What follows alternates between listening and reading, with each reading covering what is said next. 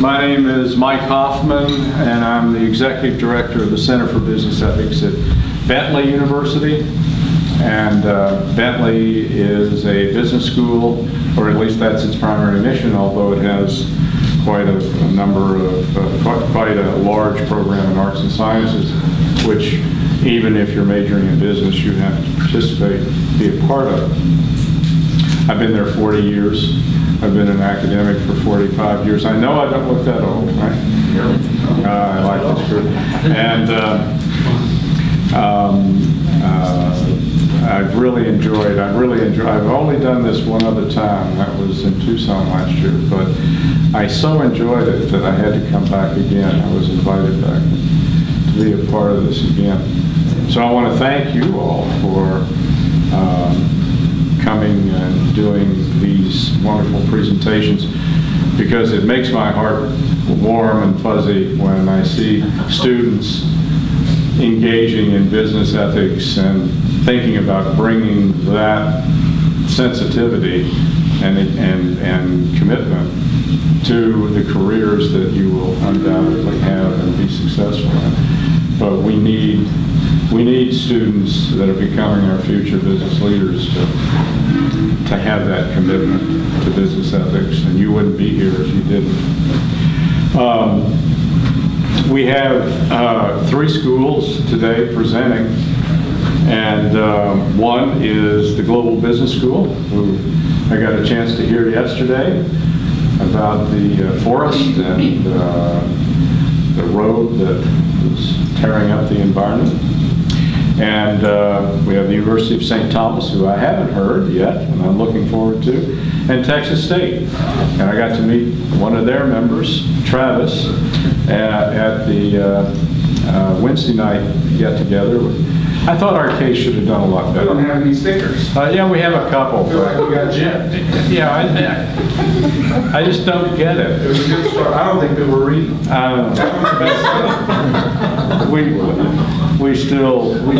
We're proud of it, even though nobody else seems to be. If the Global Business School will be first, why don't you all come on up, and then I'm going to talk to, come on, and then we'll, oh no, the whole group, come on.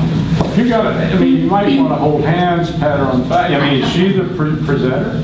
Yeah. All right. Did you draw the short straw? Here's the way this goes.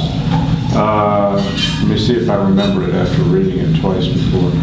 You're an employee, and you're talking to a group of other employees, or at least a group of people in your company. You're a part of this company. And you have either been invited into this group or you're on the committee. And they've been discussing this case that you've been studying. And you have 90 seconds to try to convince this committee about the ethical issues in this case.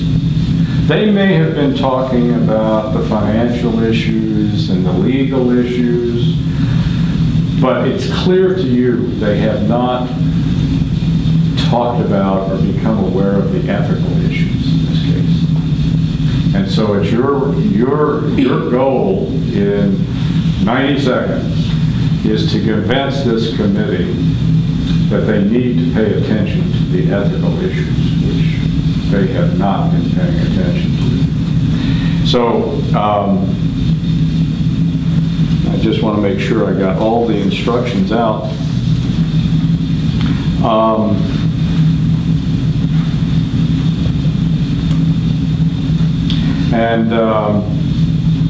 Yeah, I think I did. Now, you don't have to argue for a solution to this, okay? The idea is to make them aware that there are ethical issues, lift up their level of ethical awareness. And I'm talking to everybody, not just Global Business School. And only one person gets to do the 90 seconds. But you have, say, 2 minutes or 3 minutes just to explain, and it doesn't just have to be you, anybody, explain to the audience kind of the context of the case. You know, what's this case about? That will make your job a little easier in talking in the 90 seconds. So, what is this case about? Okay, so as we all come from the post-Soviet Union countries, we decided to take the case that took place in Russia, where the business is still developing and the democratic transition is still going on. So we, actually what happened in the case was that the road has been constructed through the forest, which is considered to be so-called lungs of Moscow, which protected the Moscow from the pollution, from the car pollution, from the industries pollution. So actually we put much stress on the ecological issues here, but also on human rights issues, because people were protesting against that. Their point of view was not taken into consideration. Okay, and I reversed something. I wanted, well, it's still a good time to do it. Would you all tell everybody your name, starting with you? I'm from Azerbaijan. Okay. My name is Artem Gamazov. I'm from Belarus. My name is Untitled Chapter. I'm from Russia. My name is Valeria Sirotskaya. I come from Russia. Spell your first name for me. Valeria. Oh, Valerie. V-A-L. In Russia, it's Valeria. Say it again. Valeria. After R goes I, then Y, then H. Valeria. Yeah. Did I get it right though? Valeria? Valeria. Yeah. Like Okay. Spanish name, Valeria. It's very pretty. Okay, I think I got it. Thank you, Valeria. Okay. And are you ready? Yeah, sure. Okay. Go. So nowadays, lots of multinational companies have become much more powerful than the governments. And even the participation of governments in the public-private partnership projects doesn't necessarily imply that these projects are realized on the behalf of the people. In 2004, the decision was taken to build a new toll road connecting two cities in Russia, Moscow and St. Petersburg. There have been several possible routes, but finally the route that is coming through the Himki forest was chosen. And according to the ecologists of Greenpeace, the destruction or even fragmentation of this forest can seriously damage the whole ecosystem of the region and kill some rare species of animals and birds living in this area.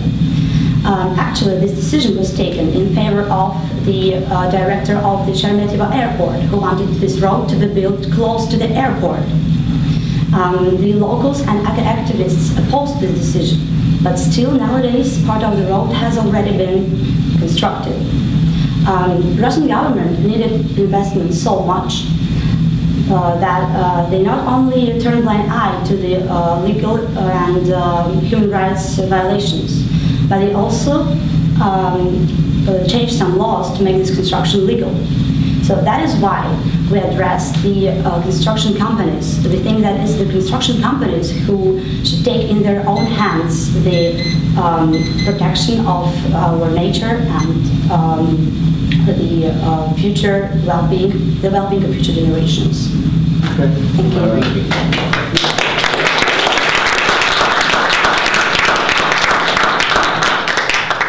I hate for this thing to interrupt you, so if you want to take just one last stab at that last sentence, then we'll all understand it better.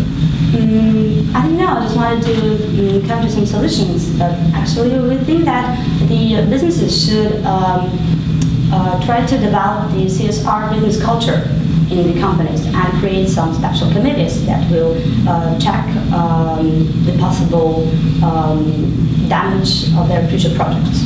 Okay, good. Thank you so much. What I'm going to do is to ask you to sit down just a second, but at the end, after everybody has done their thing, then I'm going to ask everybody to come back up, each team to come back up, and I'm going to give you a little feedback and a little conversations. We're going to have a little bit about it. Very good, Valeria. Thank you Thank very you. much for your attention. Thank you.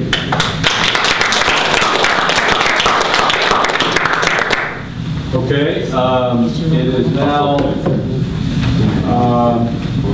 University of St. Thomas. If everybody would go up and give your colleagues support.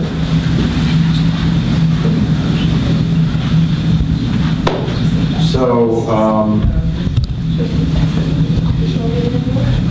you kind of heard the instruction I gave the others. So you have, you know, a couple of minutes just to sort of set the stage, what the case is about.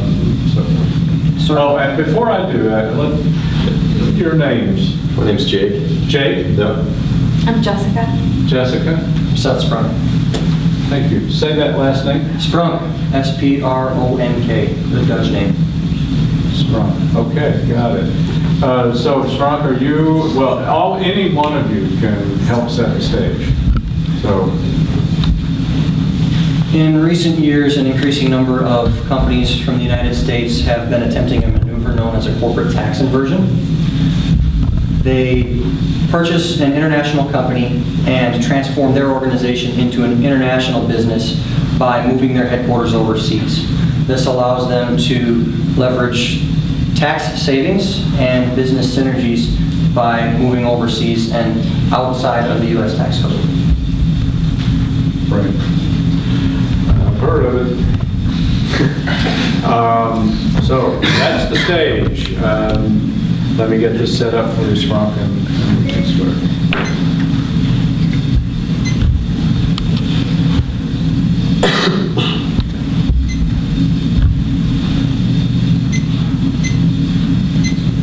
See, all I do is keep pressing buttons. I think, yeah, I just got it back. Yeah, I'm good. Are you ready, Sprunk? When you are. Okay. We've all made mistakes. Realized we made a judgment call before we fully understood the situation facing us. The possibility of transforming our organization into an international business presents tremendous opportunity, but only if we effectively manage the ethical risks or implications of that move. My team has identified a myriad of ethical issues that will have a profound impact on the way that we make our decision. There are numerous stakeholders at play, all of whom have competing interests and to whom we have varying duties or obligations.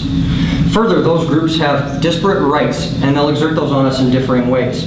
And as we manage those demands, we need to be certain that we're acting in a virtuous manner that is consistent with our business's mission and value system. For example, I barely have to scratch the surface and I can tell you that the global community is going to be exerting its right to compete for our business. But if we take advantage of that, the United States is going to question our duty to grow the economy that gave us our start. Our shareholders will be very pleased to see their long-term interests served by the increase in share price that this move will make, but they will not appreciate the short-term tax burden that they're made to bear by this move. And finally, if we don't act in a courageous manner, we won't get to frame our story before our loyalty at home and abroad is called into question. Let my team brief you on the ethical issues surrounding a corporate inversion, and we're confident you'll have all of the information you need to make an expert decision.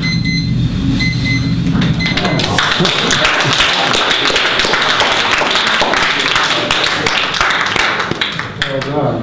Thank you. You timed it perfectly. Do you realize that? The period on the last sentence was right. It's like a soft-boiled egg. If you don't get it right when it's supposed to. Well said. Okay, thank you, and you'll be coming back up in just a minute. So now, if Texas State would come up. Thank you. Good luck. All right, so I'll let these guys introduce themselves. Well, my name is Charlotte. My name is David, and I'm Travis Stockton. Travis, are you doing the 92nd one? Yes, sir, I am.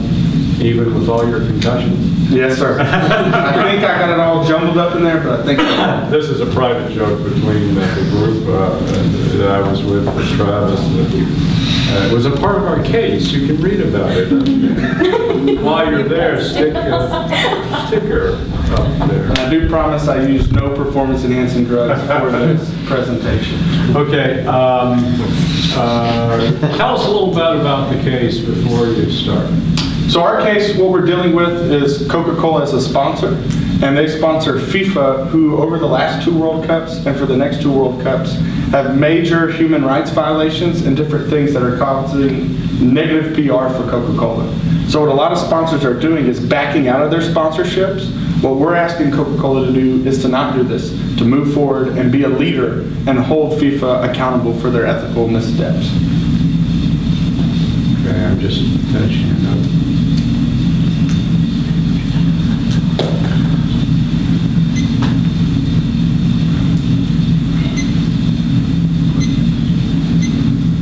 Ready, Travis? Yes, sir.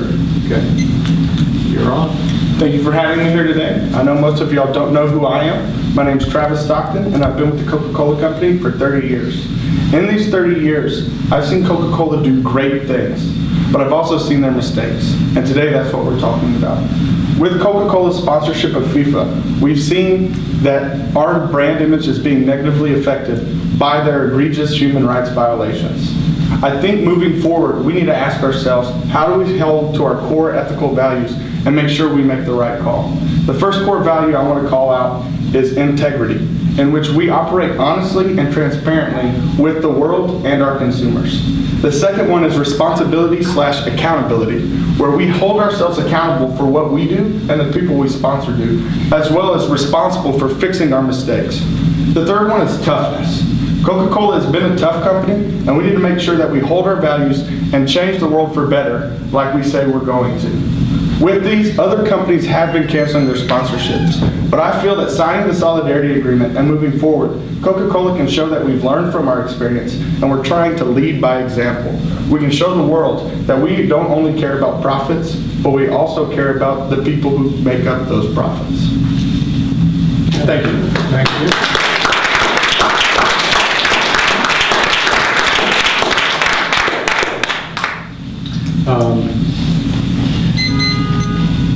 So, would all of you come back up, Texas over here, and whoever else? Excuse me.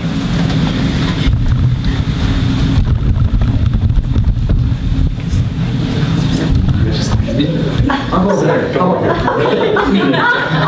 Are you all switching schools? Study program? Matriculating into different places?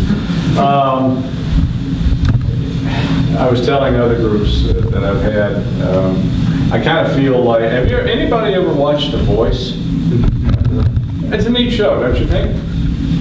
You haven't. You are still studying, I know, I mean, I know St. Thomas just studies. Anyway, The Voice is a show that I've gotten hooked on. And I kind of feel like Blake Edwards or Blake Sheldon or somebody who has these 2 wonderful singers that are on stage, and then he has to eliminate one. And it's agonizing, and because both have done a wonderful job, and that's kind of the way I feel about all 3 of you, all 3 teams, is that you really did, I think, a wonderful job, and the preparation is clearly evident.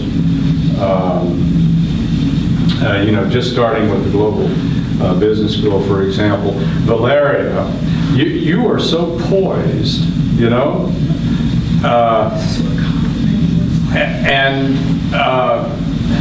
I'm supposed to critique these people, and all I'm doing is compliment, but I don't know what else to do, because it is, you did such a wonderful job. I mean, I am always amazed when somebody like you can get up and present in English when your native language is what, Russian? Yes. I can hardly speak English, and I have no idea how to speak another language, and you can get up here in front of people and speak in English, even though your native language is Russian. I just think it is incredible. You have, don't tell me you have other languages. German, Spanish. Oh my God, don't tell me that. Really? Oh, wow. So that's just, to me, beyond my comprehension. But you were so poised, I thought, in your presentation, and passionate about this whole environmental degradation with the road. And I think angry, too. You know, that somehow a lot of these profits, billions of dollars went into this road. I mean, are going into the pockets of politicians,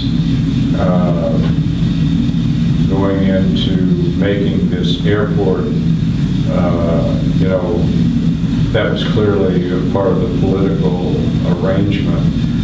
And yet the road, because I heard this yesterday, doesn't really subtract that much time in going from Moscow to St. Petersburg. But I can feel some of that anger too in your presentation, that this is just not right and needs to be addressed. It's not anger, I'm just too passionate with that. Passion is bitter. Yeah, I could feel that. And you had some solutions to offer the committee. You know, you talked about forming special committees to put pressure on, say, construction companies not to take jobs like this in the future. So I thought you did a very good job. Congratulations on that. Sprong, is that the wrong word? No. Seth. His last name is Sprung. You have any? Everybody calls me Sprunk. Sprunk?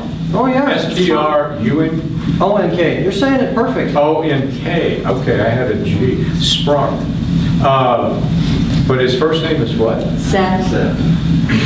I get referenced as Sprunk all the time. You say that as if... Sprunk, get over here. Yeah. So you don't mind Sprunk? Not at all. All right. Sprung, you were, talk about confident. I can see why they picked you. You have a kind of confidence about you. They put it in me. Did they? Well, whoever put it into you, it certainly came out in the presentation. You just were confident about your position. You made the committee feel to listen, you know, their ears had to perk up just like mine did. This whole corporate tax inversion stuff is a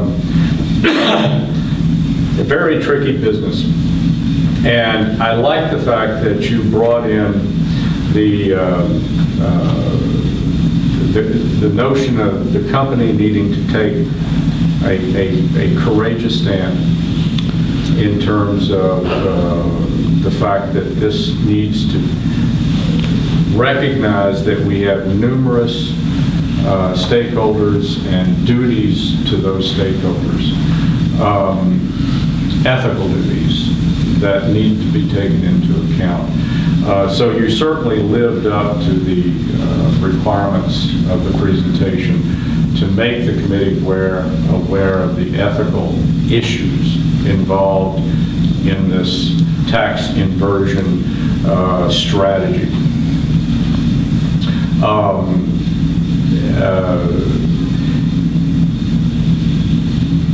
I like the notion of challenging them to accept the ethical responsibilities that they had to consider what was being done with this. And your presentation, I thought, was very, very, very good. So thank you for that. And I love the names, Ron. It just seems to fit. It also fits your personality. It does. great deal. But you certainly would have made that committee sit up and take notice, I think. Thank you. So, and Travis, you know, we've gotten to know each other Wednesday night, and I liked this whole case about Coca-Cola, well, challenging, again, I'll use the word, challenging the committee to encourage Coca-Cola or to make the decision for Coca-Cola to stay in the sponsorship of FIFA. Even though there are negative implications from the public and perceptions of FIFA, you feel that Coca-Cola should stay in and become an ethical leader.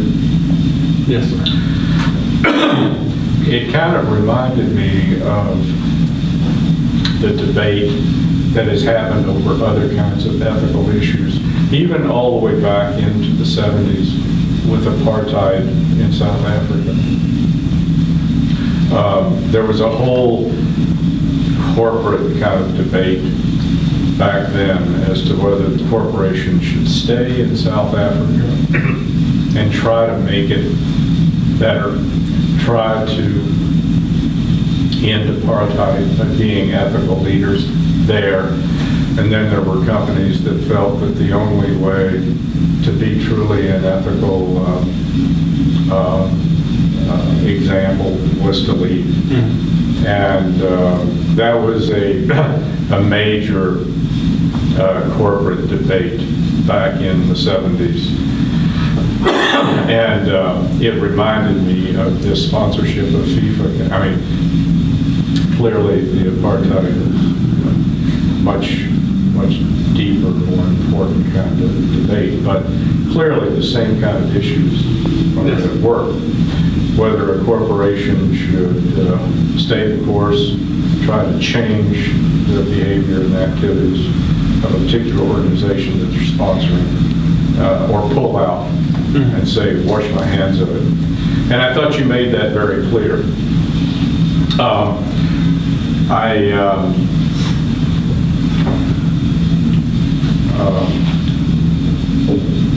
You know, you challenged the committee to think about how to hold on to their ethical values, the ethical mission that they had, to use those values to change the organization that they were sponsoring, to hold FIFA accountable, and put pressure on it to be the way it should be instead of perhaps behaving in a way that has received so much bad attention. So you took the position for Coca-Cola to make a difference. And the only way you felt it could really make a difference is staying there and putting pressure on FIFA to change. Yes. And that's courageous in and of itself, as opposed to just, it's much easier sometimes just to say, I'm out of here. You know, I don't want people criticizing our company because we're sponsoring a company that needs to change. We need to help them change. Yes. That came through loud and clear. So again, I feel like I'm on The Voice. I feel like I'm a Blake Sheldon kind of, I've got to make a decision. You won't know it till later. But I also just want to say that I thought all of you did a fabulous job. And I want to thank you again for coming and doing this. Really proud of you. So a good hand for you.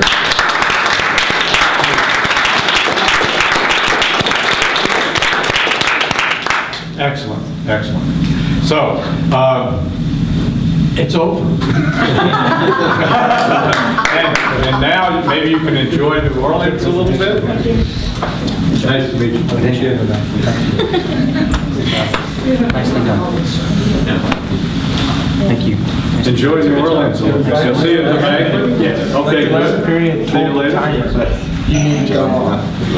liked it. Travis, great job. Good to see you. Good job. Did you have a good day today?